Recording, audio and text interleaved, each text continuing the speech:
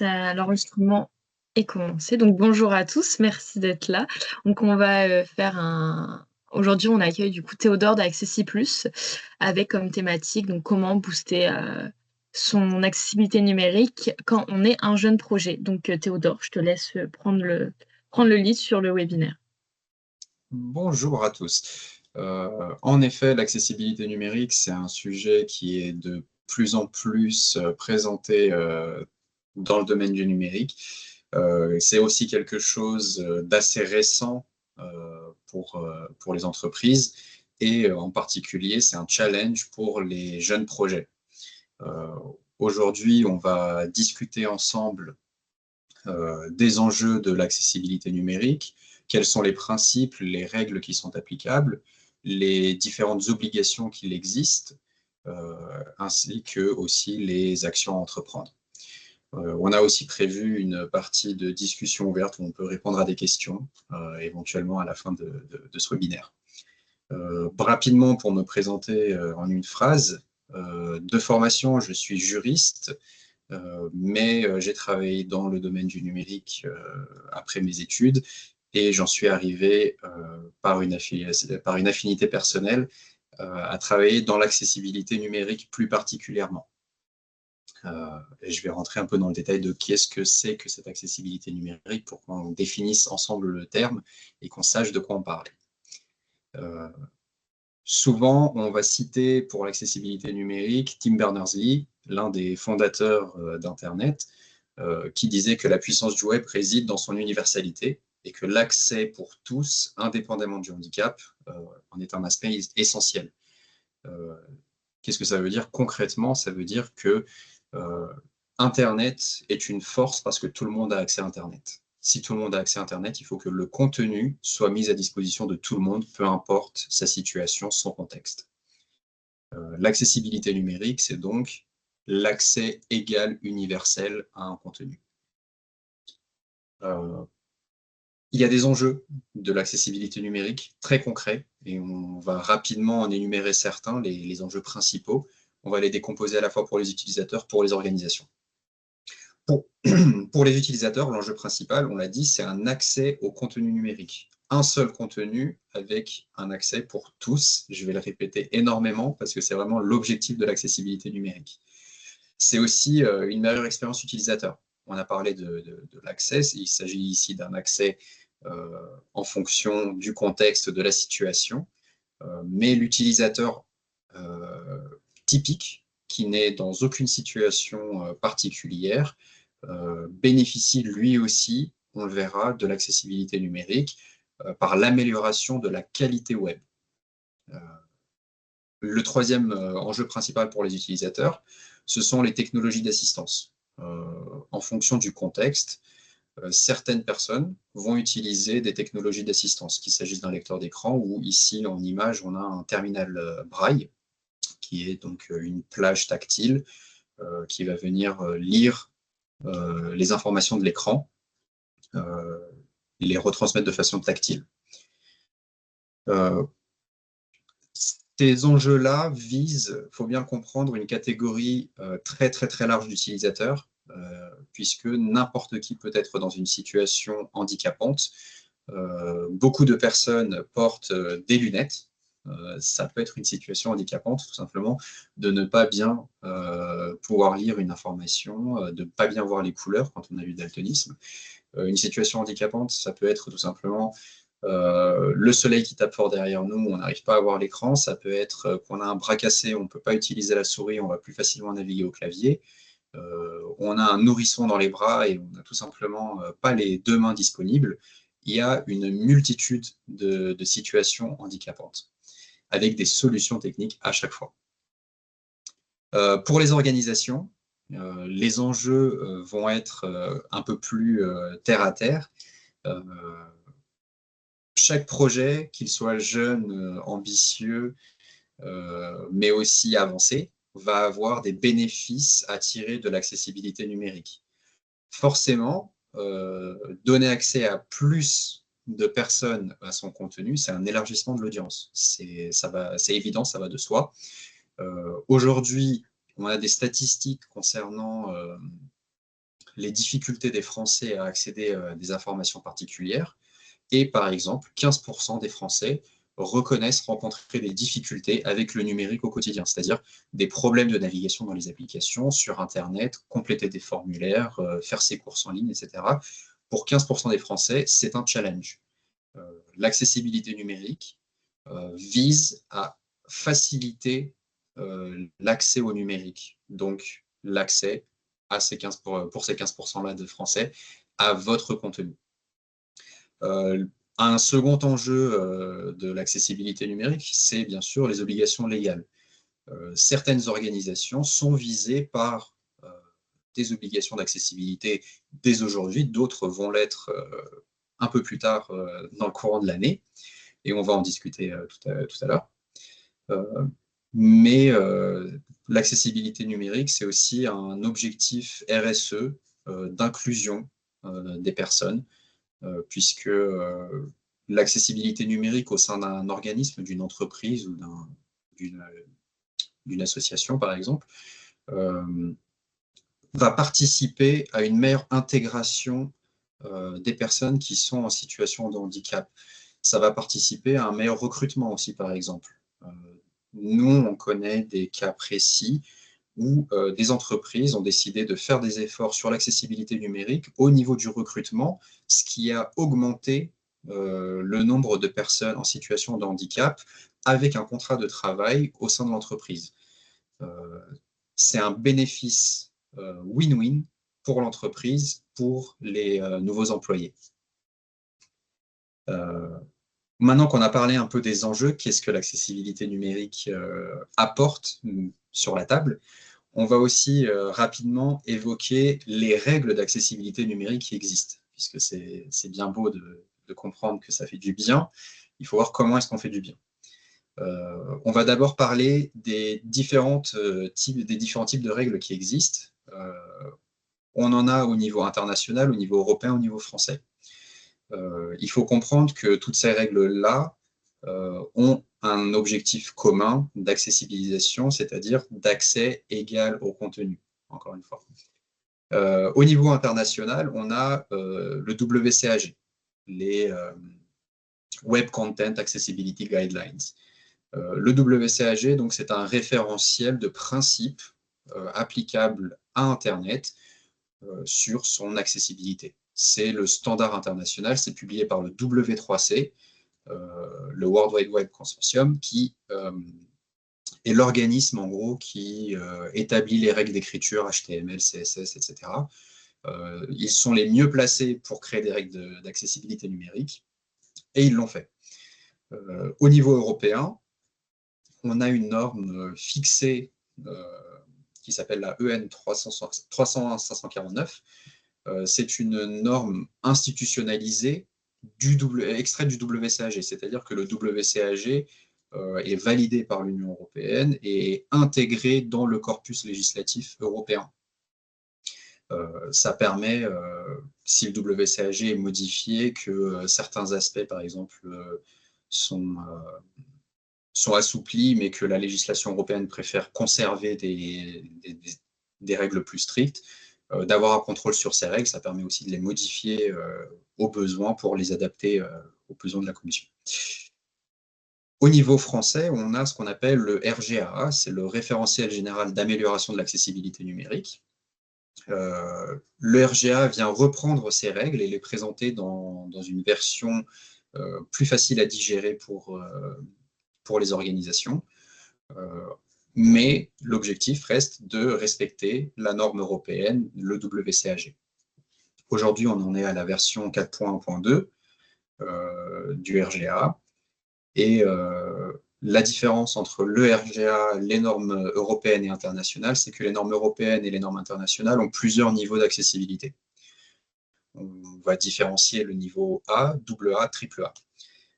Concrètement, le AAA, c'est un objectif pas utopique, mais c'est un objectif un peu lointain qui est difficile d'un point de vue technique à atteindre.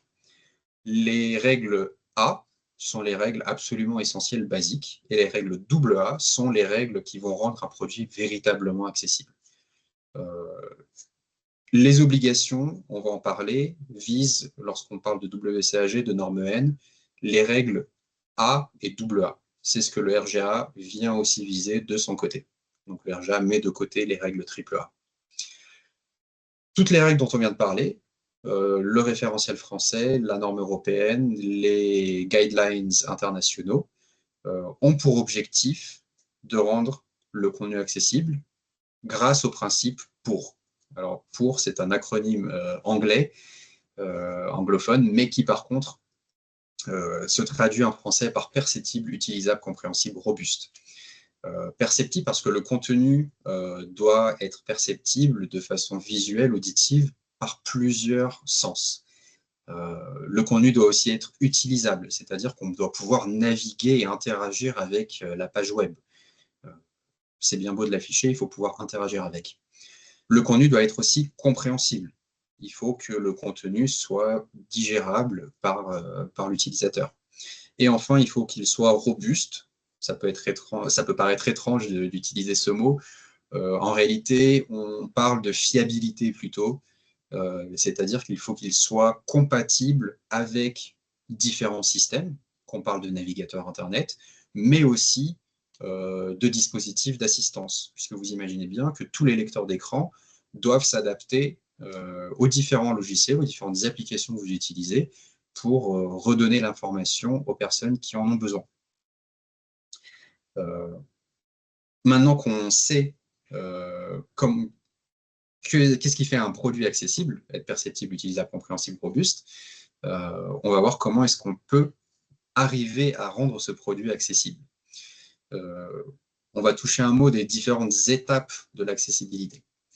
Tout d'abord, il faut prendre conscience de l'enjeu et il faut, dès sa création, établir un cahier des charges qui va prendre l'accessibilité numérique en compte, avec des objectifs à fixer, ce qui va permettre aux concepteurs de concevoir le produit dès le départ tourné vers l'accessibilité numérique. C'est la façon la plus efficace de le faire. Bien sûr, après l'étape de conception, on a une étape de mise en place. Là, c'est les équipes techniques qui vont venir mettre en place les solutions appropriées pour que le produit soit conforme aux règles qu'on a décidé de respecter dans l'étape de conception. Une troisième étape, et c'est une étape absolument essentielle, c'est l'évaluation. On va venir évaluer la conformité du produit fini. Est-ce qu'on est conforme ou pas?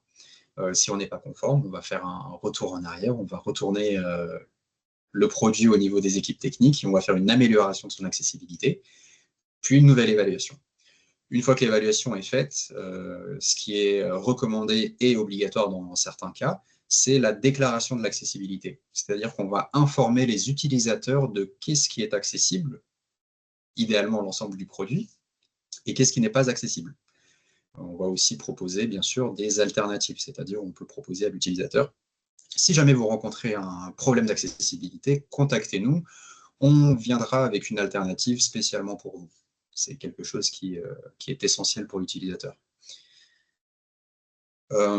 Maintenant, pour donner un exemple, puisqu'on a compris un peu comment est-ce que ça s'articule, mais pour donner un exemple concret d'accessibilité numérique, ce que moi je préfère, c'est les formulaires en ligne, parce que c'est le cœur même du web 2.0 où on va devoir interagir avec une page internet, par exemple, avec une application, etc. Ici, c'est un exemple de champ de formulaire vraiment tout simple, où on a, concrètement, c'était un client d'ailleurs, qui avait un formulaire où une personne pouvait faire une demande justement pour une personne en situation de handicap, et il fallait l'identité du demandeur et l'identité de la personne bénéficiaire. Deux choses totalement différentes, mais on a ici donc un champ, juste le nom de famille de l'identité du demandeur. Vous avez à gauche l'extrait du code qui était utilisé sur cette page web pour ce champ de formulaire, qui n'était pas du tout accessible. C'est-à-dire que l'utilisateur en situation de handicap qui aurait utilisé un lecteur d'écran pour compléter ce formulaire aurait été perdu. Ça aurait été extrêmement compliqué pour lui de compléter ce formulaire. Alors qu'à gauche, en gardant exactement le même design, le même champ de formulaire, sans modifier rien au niveau de l'apparence. Pour un utilisateur typique, il y a zéro différence. Par contre, pour l'utilisateur en situation de handicap qui utilise par exemple un lecteur d'écran, le code corrigé à droite vient aider à la complétion, du formulaire en donnant des informations supplémentaires qui sont cachées mais présentes. C'est pour ça que j'aime bien cet exemple. On voit vraiment que juste organiser les choses correctement, les écrire correctement dans le code permet de rendre le même contenu accessible. Maintenant, pour parler un peu rapidement de qui est concerné par l'accessibilité numérique, aujourd'hui, il y a déjà une application des normes d'accessibilité numérique en France. Pour l'instant, c'est réservé aux organismes publics et aux entreprises privées qui réalisent plus de 250 millions de chiffres d'affaires annuels. Ces entreprises-là, elles ont des obligations bien particulières et dont on va parler un peu plus tard. L'application, par contre, dès le 28 juin 2025, va être élargie. Et c'est le cas dans toute l'Union européenne. Tous les organismes qui ont plus de 2 salariés ou de 2 millions d'euros de chiffre d'affaires vont être visés à partir du moment où ils font du commerce en ligne, en B2C, ou alors s'ils proposent des services dans des secteurs particuliers comme le secteur bancaire ou les transports. C'est ce qu'on appelle l'acte législatif européen sur l'accessibilité. Ce document prévoit, ces documents, puisqu'en réalité c'est un ensemble de directives, il prévoit des règles d'accessibilité pour les espaces physiques, pour les produits, mais aussi pour les produits et les services numériques. Concrètement, on va parler rapidement des obligations. On a plusieurs obligations différentes, comme on l'a dit, qui sont fixées par des textes différents. On a des directives européennes, où on a l'acte législatif européen, avec 2 directives qui sont applicables à l'accessibilité numérique, une pour les services publics et une pour les entreprises privées. Au niveau national, en France, on a l'article 47 et le décret de 2023 qui viennent transposer dans le droit national les obligations des directives européennes. Il faut savoir qu'en France, par contre, on a cette spécificité-là où, plus particulièrement, les grandes entreprises, avec plus de 250 millions d'euros de chiffre d'affaires, sont soumises, et depuis plusieurs années déjà, à l'obligation d'accessibilité numérique, conformément à l'article 47, au même titre que les services publics. En France, on a aussi notre référentiel national qui, comme je le disais, présente les choses de façon un peu plus digérable et présente aussi une méthodologie un peu plus précise d'application de la norme européenne. En France, c'est donc le RGA qu'on va appliquer lorsqu'on va faire des audits, lorsqu'on va faire des vérifications de l'accessibilité numérique. Les obligations, qu'est-ce qu'elles prévoient concrètement ? Tout d'abord, les obligations, elles prévoient une obligation de stratégie dans le RGA, c'est-à-dire qu'il faut créer des documents de stratégie où on va venir planifier son accessibilité numérique et comment est-ce qu'on va améliorer cette accessibilité. Dans un second temps, on va bien sûr avoir des obligations d'audit, d'évaluation de l'accessibilité numérique. Il faut bien évaluer, faire un état des lieux de ce qu'on a. On a aussi des obligations secondaires pour les institutions publiques, les grandes entreprises de formation, etc., du personnel. C'est lorsqu'on rentre un peu plus dans le détail, mais pour les produits numériques, l'obligation principale, c'est de l'évaluer et de l'améliorer. Enfin, on a une obligation de déclaration d'accessibilité. Lorsqu'on est obligé de faire de l'accessibilité numérique, cette déclaration est obligatoire. C'est facultatif lorsqu'on n'est pas obligé de faire de l'accessibilité numérique, mais lorsqu'on est visé par une obligation, c'est obligatoire. Maintenant, vous imaginez bien, s'il y a des obligations, c'est qu'il y a des contrôles. Les contrôles en France, maintenant sont bien régis. C'est-à-dire que il y a plusieurs organismes qui sont responsables de vérifier l'application des normes d'accessibilité numérique. On va identifier deux cas. Le cas général qui va s'appliquer aux jeunes projets, c'est le cas où la Direction générale de la concurrence, de la consommation, de la répression des fraudes, la DGCCRF, qui va venir contrôler et sanctionner l'accessibilité numérique des produits et des services qui sont visés par les obligations de l'acte législatif européen. La DGCCRF fait déjà des contrôles et elle émet déjà des notices pour informer les organismes de leur non-conformité et les enjoindre à se mettre en conformité. Il y a aussi des cas particuliers où ce sont d'autres organismes qui vont être en charge du contrôle et de la sanction concernant l'accessibilité numérique. En particulier, on a l'ARCOM, qui est en charge de l'article 47, en gros, c'est-à-dire les grandes entreprises, les services publics. Mais on a aussi l'ARCEP, par exemple, pour tout ce qui va être communication audiovisuelle, etc. Et on a aussi d'autres organismes qui sont responsables, en particulier en matière bancaire, dont l'autorité des marchés financiers, la Banque de France. Ça, c'est vraiment des cas particuliers. Ça va rarement s'appliquer aux jeunes projets. Les jeunes projets vont être vérifiés par la DGCCRF. C'est ce qui est le plus probable. C'est le cas général. Qu'est-ce qui se passe lorsqu'on a un contrôle, lorsqu'on n'est pas forcément en conformité? Forcément, il y a des sanctions. Tout d'abord, il y a une amende pour non-conformité. Donc ça, c'est l'amende pour non-conformité qui peut être prononcée. Elle peut aller jusqu'à 50 000 euros, et ces 50 000 euros sont renouvelables jusqu'à 6 mois, chaque 6 mois, pardon, jusqu'à la mise en conformité. Il existe aussi une amende pour manquement déclaratif. Alors, le manquement déclaratif, qu'est-ce que ça veut dire concrètement? Ça veut dire que chaque service, chaque produit qui n'a pas une déclaration d'accessibilité publiée, ou alors si il existe une obligation de mise en place d'une stratégie pour les grandes entreprises, pour les organismes publics, par exemple, le fait de ne pas publier cette stratégie, de ne pas publier un schéma pluriannuel d'accessibilité numérique ou un plan d'action annuel, attire une amende pour manquement déclaratif. Cette amende, elle a un montant de 25 000 euros. On a aussi des astreintes et des confiscations qui peuvent être prononcées. Les astreintes peuvent aller jusqu'à 3 000 euros par jour, jusqu'à la mise en conformité. On a un plafond, par contre, de 300 000 euros au total.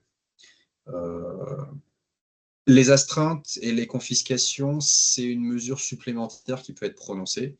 La confiscation, ça veut dire en gros la fermeture du site internet ou la prise en main du site internet par quelqu'un d'autre. Maintenant qu'on a parlé un peu de cette partie administrative, qu'est-ce qu'on peut faire en étant jeune projet pour améliorer son accessibilité numérique dès aujourd'hui? On va identifier d'abord des actions à prendre de façon immédiate, c'est-à-dire qu'est-ce qu'on peut faire aujourd'hui à peu de coûts, voire même gratuitement, pour s'améliorer. J'aime bien identifier deux étapes. Une étape de préparation qui va tenir plus des contributeurs et une étape de production qui va tenir plus du webmaster, de la personne qui va réellement publier les contenus sur les sites internet, sur les réseaux sociaux. La partie préparation, la partie contributeur est extrêmement importante elle aussi. Donc je vous ai montré l'exemple du code, mais l'accessibilité numérique, ce n'est pas que du code, c'est un ensemble d'actions qui vont venir améliorer l'expérience des utilisateurs. Au niveau de la préparation, ce qu'on peut faire dans un premier lieu, c'est s'exprimer de façon compréhensible.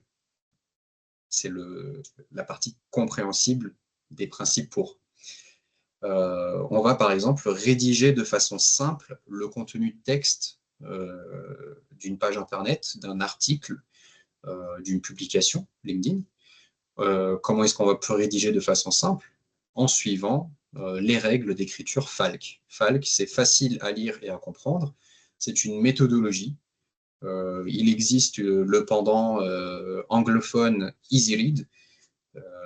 Ce sont tout simplement des règles d'écriture, des règles de présentation de l'information qui font que ça va être plus facilement compréhensible par l'ensemble des utilisateurs. C'est une première chose que les contributeurs peuvent faire. Une deuxième chose que les contributeurs peuvent faire, lorsqu'ils incluent des illustrations, des images, des vidéos, etc., des informations qui sont autres que textuelles, c'est ajouter justement une information alternative textuelle à ces contenus. Concrètement, si on prépare une publication LinkedIn, si on prépare un article de blog sur notre site internet, etc., si on inclut une image, le contributeur est en charge d'écrire une alternative textuelle qui va présenter l'information contenue dans cette image, si l'image est porteuse d'informations. Ou de signaler si l'image est simplement décorative, si c'est simplement un arc-en-ciel, parce que les arcs-en-ciel, c'est joli. Il faut à ce moment-là aussi prendre le temps d'assimiler le fait que cet arc-en-ciel est décoratif et que du coup, il n'y aurait pas besoin d'alternative pour ce contenu. C'est une étape essentielle et qui va être importante pour ceux qui vont mettre en place ensuite techniquement l'accessibilité numérique.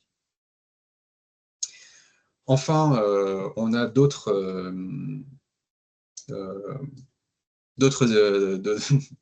actions à entreprendre au niveau des contributeurs qui paraissent peut-être évidentes, mais structurer le contenu, c'est-à-dire lorsqu'on a un article un peu plus long, un article de blog, une page qu'on essaye de créer, etc. Structurer le contenu, comment est-ce qu'on va pouvoir présenter l'information de façon compréhensible à l'aide de titres, de sous-titres, pour que l'utilisateur s'y retrouve et comprenne facilement, sans avoir à lire l'ensemble de la page, les informations qui y sont contenues. Avoir cette structure de titre, encore une fois, c'est un travail en amont pour l'équipe de production. Enfin, un quatrième point, c'est éviter l'information visuelle. Éviter l'information visuelle, je dirais même la proscrire. Si on ne la proscrit pas, il faut, encore une fois, rédiger des alternatives textuelles, penser à des alternatives en texte pour cette information. Quand on parle d'information visuelle, par exemple, ça peut être un histogramme. Un histogramme, c'est très joli, mais s'il n'y a pas d'information textuelle pour informer l'utilisateur qui ne peut pas voir la hauteur des différentes barres, ça ne va pas l'aider. Il faut une information textuelle pour donner aussi le nombre ou la proportion. De même, par exemple, si on veut dire qu'un produit est en stock ou pas en stock, une pastille rouge, une pastille verte, certes, c'est pratique, c'est minimaliste pour un utilisateur typique. Mais pour un utilisateur malvoyant ou un utilisateur daltonien, ça va être un problème. L'information n'est tout simplement pas présente. Il faut une information textuelle en plus de cette information donnée par la couleur, la taille, la position des éléments. Enfin, en production, comment est-ce qu'on va gratuitement améliorer l'accessibilité numérique des contenus? Tout simplement, on va déjà utiliser ce qui a été préparé, c'est-à-dire qu'on va insérer les alternatives textuelles lorsqu'on publie sur LinkedIn, sur tous les réseaux sociaux aujourd'hui maintenant, dans les CMS aussi d'ailleurs. Lorsqu'on publie une image, on a la possibilité d'appuyer sur le bouton d'alternative textuelle et de préciser le contenu porteur d'informations de cette image. On peut venir décrire cette image, on peut décrire les informations de l'image, ce qu'il y a derrière. On peut aussi marquer cette image comme décorative. Et à ce moment-là, elle va pouvoir être ignorée par les dispositifs d'assistance, ce qui va faciliter la lecture de la page. On va aussi assurer un contraste de couleurs suffisant, c'est-à-dire tout simplement, quand on ouvre un menu, Si le soleil tape fort derrière, si on a une mauvaise vue, etc., ça va être très compliqué de lire un texte qui est peu contrasté. C'est d'autant plus problématique lorsqu'on parle de composants d'interface, par exemple des liens, des menus, mais c'est tout aussi problématique lorsqu'on a un texte, et ce qu'on voit souvent comme erreur d'ailleurs, c'est lorsque quelqu'un veut mettre en avant sur un site internet quelque chose de très important, surtout n'oubliez pas ça, on voit très souvent un encadré jaune avec un texte rouge pétant, sauf que jaune pétant, rouge pétant, ça ne fonctionne pas forcément ensemble, et on en arrive au point où on a plus de mal à lire ce message important que le reste de la page internet qui est noir sur blanc. Donc c'est quelque chose à prendre en compte, et c'est un problème vraiment récurrent, il faut faire attention à ça. Concernant une tâche vraiment propre au webmaster, ça va être le balisage du contenu. Le balisage du contenu, en réalité, c'est tout simplement identifier correctement les titres. On va parler de respecter la structure. On peut en parler maintenant en réalité. Respecter la structure qui a été prévue de titres, ça passe aussi par les balises, c'est-à-dire identifier correctement le contenu grâce aux balises de titres appropriées. Ça va être aussi utiliser les balises correctes, comme je vous ai donné l'exemple du champ de formulaire. Utiliser les bonnes balises, utiliser les bons attributs. C'est ce qui va permettre techniquement d'implémenter l'accessibilité numérique pas à pas. Maintenant, ça, c'est des actions immédiates. C'est des actions, comme je le disais, qui peuvent être prises dès maintenant sur n'importe quel produit. Et aussi sur d'autres plateformes, sur les réseaux sociaux par exemple. Mais on a bien sûr des actions plus poussées à planifier. Et si on veut être accessible à 100%, si on veut prendre cet engagement-là, ou si on en a l'obligation, à ce moment-là, il faut s'organiser plus en amont, plus en profondeur. Il faut planifier sa stratégie, c'est-à-dire il faut adopter un schéma pluriannuel d'accessibilité. C'est un document qui se fait sur 3 ans. On va venir fixer des objectifs et des moyens pour l'accessibilité numérique. Et chaque année, on va faire un plan d'action avec une rétrospective. On va regarder qu'est-ce qu'on a fait l'année précédente, qu'est-ce qu'on fait cette année concrètement comme action pour améliorer l'accessibilité numérique de nos produits et de nos services. Enfin, on a une partie de sensibilisation, de formation. L'accessibilité numérique, ce n'est pas un sujet qui est commun, ce n'est pas un sujet qui est connu par les employés. Il faut les sensibiliser, il faut les former de façon à ce que l'accessibilité numérique puisse vraiment être prise en compte et qu'on ne fasse pas toujours des retours en arrière sur le produit. Enfin, bien sûr, il s'agit d'évaluer les services et les produits qu'on a, identifier les différents problèmes d'accessibilité numérique. Et c'est la magie de l'audit. On va, à chaque fois qu'on a un audit, avoir un plan de remédiation, on va avoir identifié des solutions aux problèmes. Et on va bien sûr mettre en place ces solutions. Rapidement, puisque l'évaluation est vraiment le cœur de l'activité de mise en conformité, je voulais vous parler de l'évaluation RGA, l'audit RGA qui est réalisé en France et qui est obligatoire du coup pour les produits visés par les obligations actuelles. L'évaluation d'un site internet, par exemple, ne se fait pas sur l'ensemble des pages. Si on a un magasin en ligne avec 5000 produits, bien sûr, on ne va pas évaluer chaque page manuellement l'une après l'autre. On va faire ce qu'on appelle un échantillon représentatif. On va sélectionner un ensemble de pages qui vont être représentatives de ce que l'utilisateur peut faire sur ce site internet-là, des services principaux qu'il a à disposition, et c'est ces pages-là qu'on va identifier, qu'on va évaluer. Comment est-ce que l'évaluation est réalisée? En réalité, c'est des tests, tout simplement.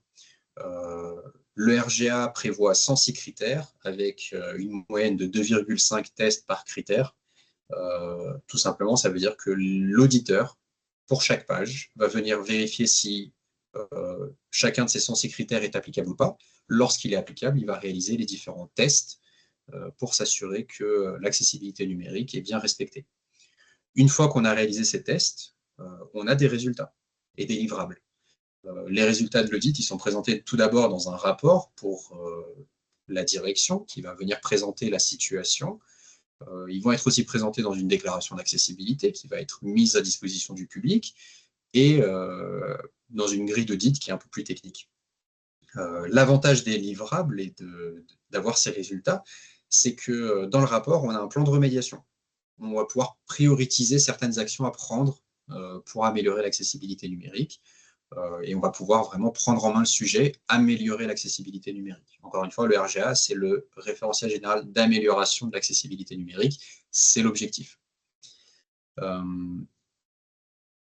Voilà un peu pour cette vue d'ensemble de l'accessibilité numérique. J'espère que ça aura été pas trop long et digérable. Maintenant, je dirais place aux questions et à la discussion. On peut discuter. Merci Oui, Théodore. Donc on là, va. ouais, arrêter l'enregistrement pour faire place. Merci beaucoup. Alors, Cyrielle nous